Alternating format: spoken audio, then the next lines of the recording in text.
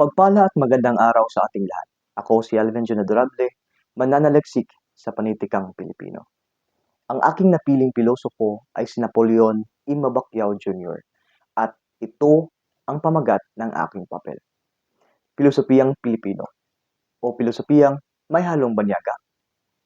Sisimulan ko ito sa isang argumento. Ang isang pilosopiyang Pilipino ay Pilipino dahil ito ay una, pinapahayag sa wikang Pilipino.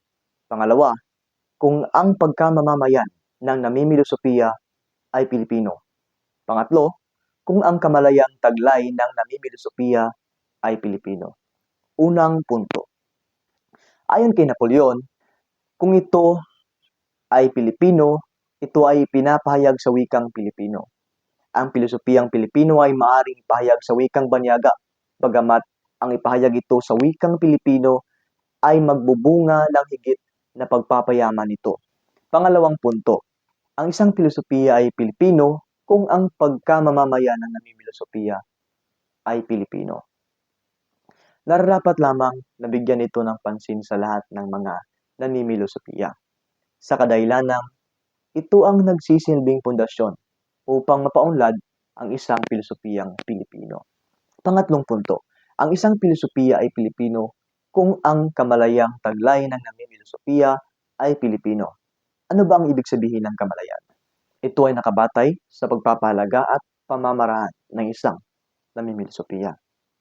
Mga pagtutol. Una, ang pilosopiya ng mga Pilipino ay hindi talaga kagaya ng kanluran.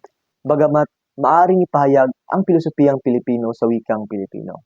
Hindi ito nangangahulugan na ang diwa at nilalaman nito ay tunay na natatangi sa Pilipinas. Pangalawa, maimpluwensya ang karatig bansa at kanluran batay sa kasaysayan. Ang ideya na ang isang pilosopiya ay nagiging Pilipino dahil sa kanyang may akda at hindi sapat na batayan.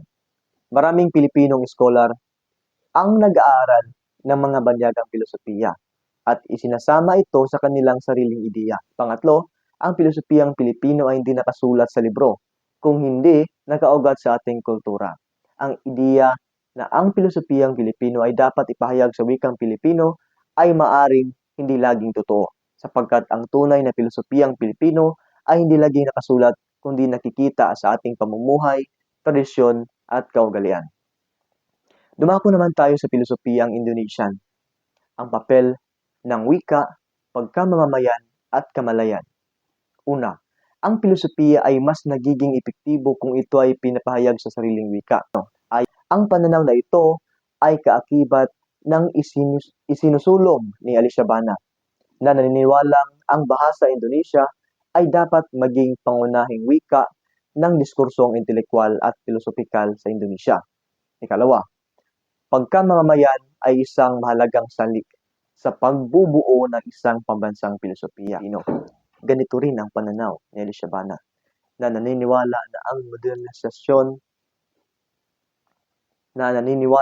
ang modernisasyon ng Indonesia ay dapat pangunahan mismo ng mga Indones. Panghuli, ang pilosopiya ay isang refleksyon ng pambansang kamalayan. Sa parehong paraan, isinulong ni Alisabana ang Indonesia ay dapat bumuo ng sariling pananaw batay sa kanilang tradisyonal na pagpapahalaga.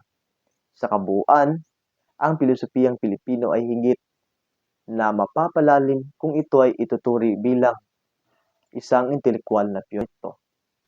Yun lamang po at maraming salamat.